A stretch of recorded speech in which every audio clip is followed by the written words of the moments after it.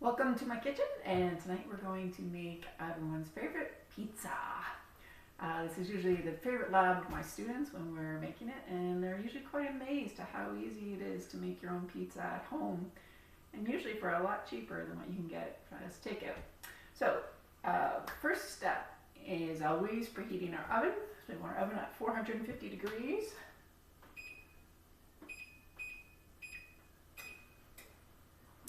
Next, we're going to get our yeast ready. So we're going to be using quick rise yeast. Make sure you get the correct type. If you have traditional yeast, it's not going to work the same in this type of pizza dough, because the main idea is that we want it to rise quickly and not have to go through all the risings that bread traditionally does. The recipe calls for one package. I find it more economical to buy the jar. So one package is equal to 2 1/4 teaspoons. I just estimate a quarter. To keep the yeast active, we need to feed it. So we're going to add 1 teaspoon of sugar.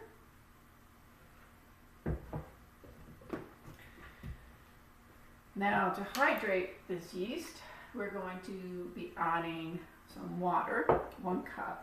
And we need to make sure it's at the correct temperature. It should be around 110 degrees Fahrenheit.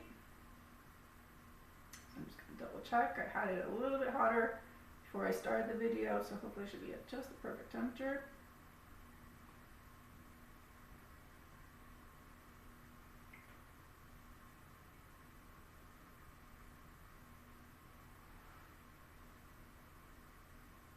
There you go, it's at a 112, stay in there. So if it's within a couple degrees of 110, you're good. So we're now going to pour this over top of the yeast and sugar. And then with just a regular spoon, you can give it a little stir. Make sure everything's well combined. Not the prettiest looking water mixture when you mix water with yeast. Then we're going to cover it with a towel, and we're just going to let this sit for 10 minutes. So I usually put it on top of my stove because my stove's heating up, so it's a nice warm spot. It's not going to cool too quickly. Put my timer on so I don't forget about it. Then while the yeast is working for its 10-minute point, we can get the dry ingredients ready that are going to go in once the 10 minutes is up. So we're going to add together our flours and our salt. So first of all, we're going to put in 1 cup of all-purpose flour. Now remember, when you add the flour in, just give it a nice little shake as you're putting it into your measuring cup. And we're going to fill it to overflowing. And taking my straight edge, level this off. I'm going to put it into my mixing bowl over here.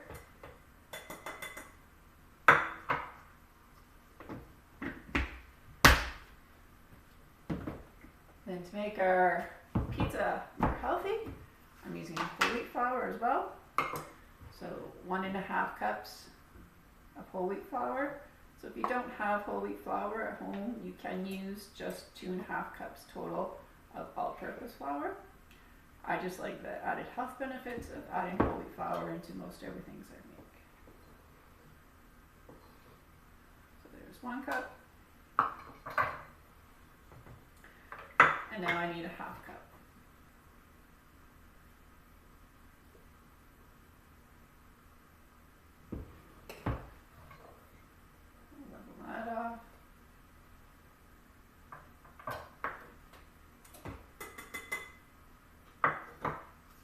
And the last ingredient to go in this bowl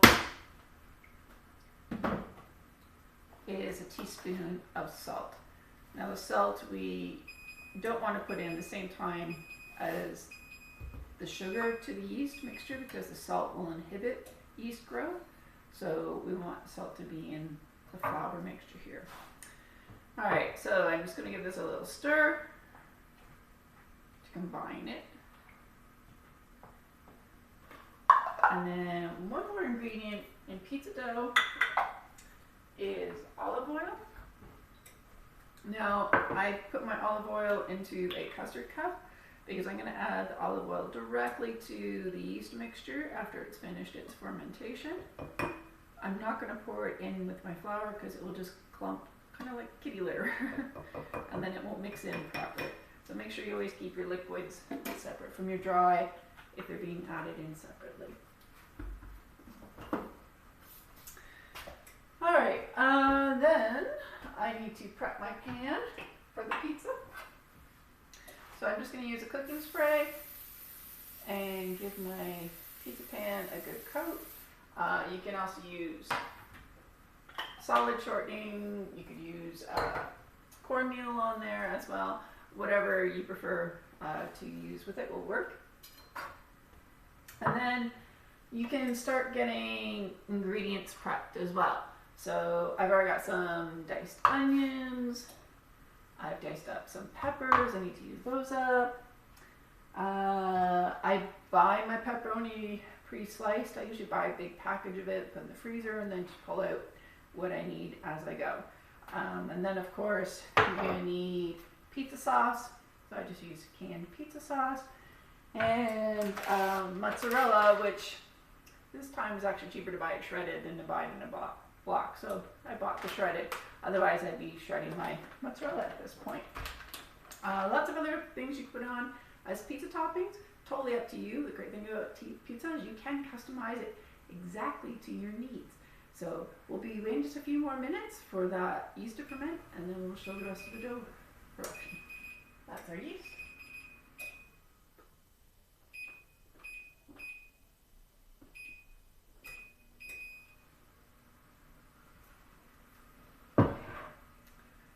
Alright, so these should be foamy, everybody can see that, and should have all dissolved at this point. It should be quite fragrant when you pull it out. You can really smell it. So now I'm going to add in that olive oil.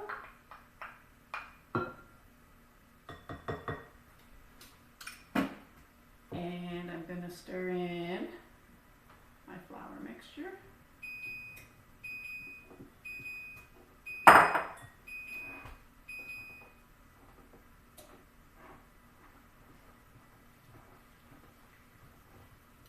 So it should be a fairly stiff dough. Most bread doughs are.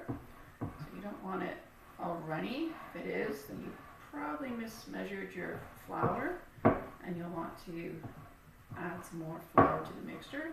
So as you stir, it should pull away into a ball and pull away from the sides of the bowl. You can see how that's all pulling away there. Alright, so now my dough is ready to knead. So I just need some flour on the counter.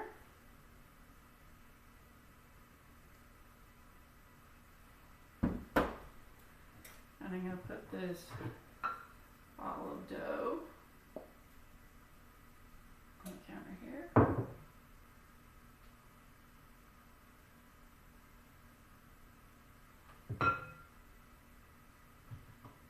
Just turn it over so I get some flour on top.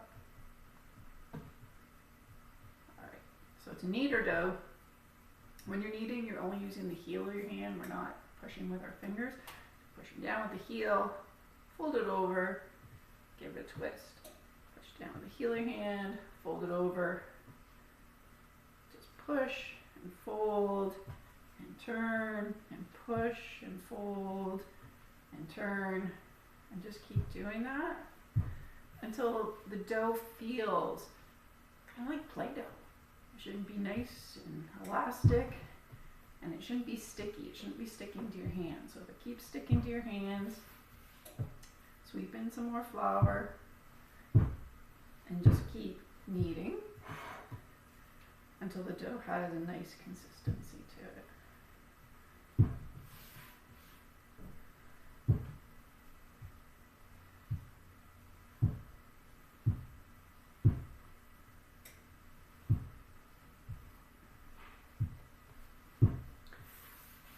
when you're making real bread, for like a loaf of bread, you're generally kneading for about 8 minutes. So for this pizza, it's just a quick knead. It says about 8 to 10 times. Basically it becomes just an instinct thing. If it feels good and it's all elasticy and it's not sticking to your hands anymore and you feel like you can actually roll it out, then it's pretty much good to go.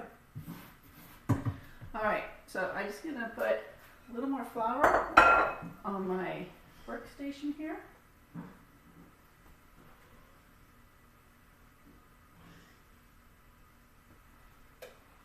I'm going to put the pizza dough down. I'm going to use my hand to press it down to begin with.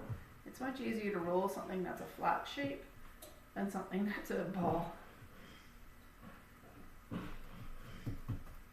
I'm going to try and keep my pizza in a circle shape because I have a circle pan.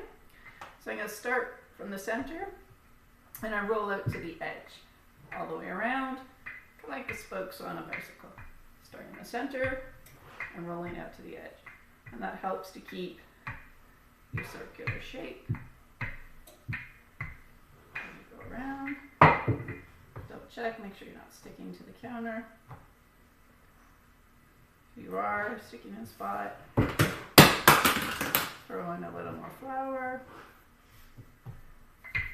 and just continue rolling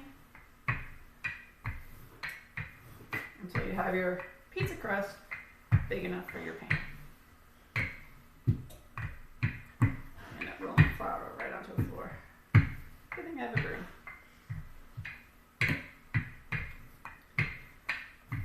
Always roll it a little bit bigger than your pan because as soon as you pick it up, it's going to shrink back down in size. Alright, I'm going to bring my pan over. Pick up my dough. Place it on my pan.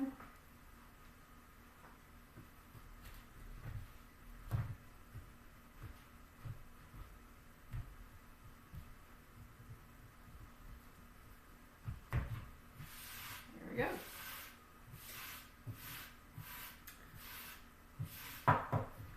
Now I'm ready to put on my toppings.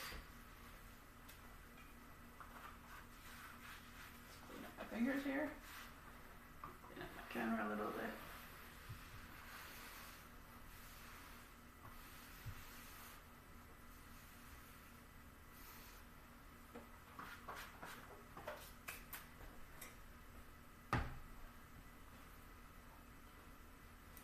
Alright, so to begin with, we're going to put on our pizza sauce. I just need to grab a little spatula.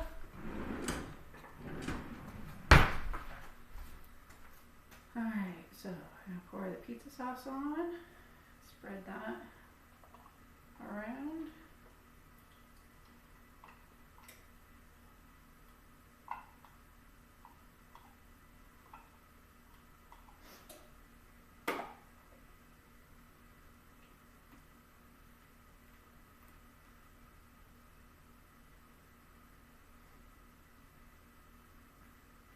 Nice and even, you want to spread the sauce all over the pizza dough. How much sauce you use, again, can be your own personal preference.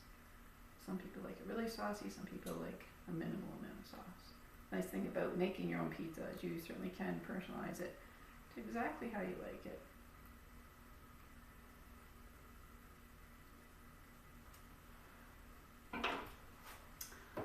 Alright, then I usually will put some spices on.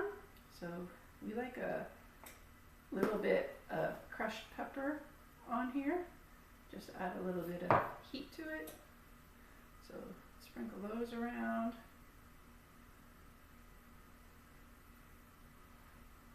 A little bit more.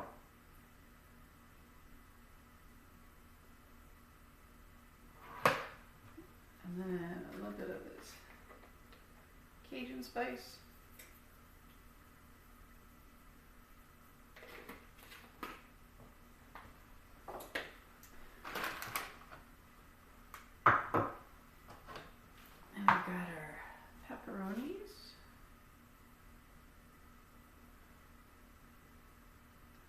Now, whether you put your cheese on first and then your toppings, or your toppings then your cheese, again, that's another personal preference. Whether you like it one way or the other, I prefer the cheese on top because I feel like it kind of seals everything in. But when my husband and I were in Sicily, where pizza was first originated, they had the cheese on the bottom. So it's up to you how you like it and how you want to make it. So I'm going to sprinkle on some onion.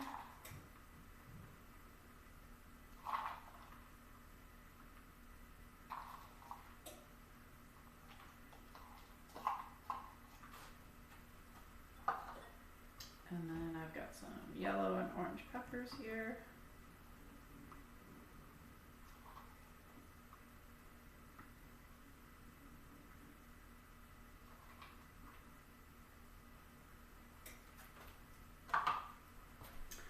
And then the great debate whether or not you should put pineapple on pizza. In our home, we like pineapple on pizza. If you don't, that's fine. Personalize however you like.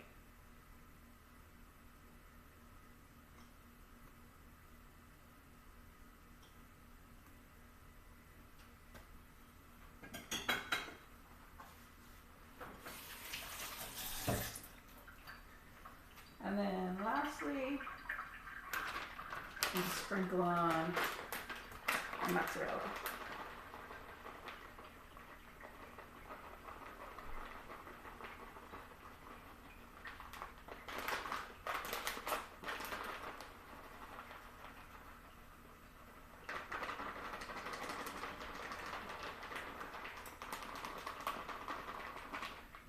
You can use a combination of cheeses. Totally up to you how you want to set up your pizza.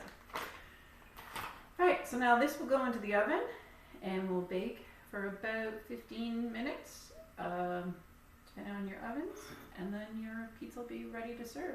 Remember to always let your pizza sit for a couple minutes first because it'll be super hot coming out of the oven. So total prep time, just a little over 15 minutes, and then baking time 15 minutes, so you can have your own homemade delivered pizza in generally about 30 minutes.